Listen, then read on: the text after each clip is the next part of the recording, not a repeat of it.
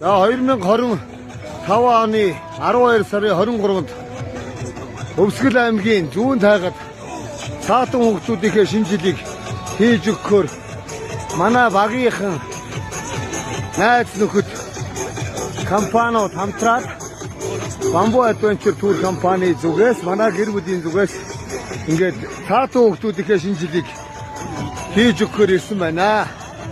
Одоо энэ хаан брендийн уртсыг ингээд хийсгэсэн. Ийшгээ олж гараад хука. Энэ манай цасан хүн маань байна. Жолко заслаа хаан брендийн уртсаа одоо ингээд шинээр бүрээд тэгээ бид нар одоо ингээд шинэ жилээр саатан хүүхдүүд маань ингээд бүгд ирсэн байна. За манай гэрлээ дүү энд ирсэн байна. Ийчигээр.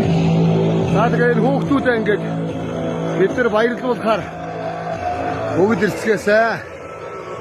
Та бүхэндээ баярлалаа.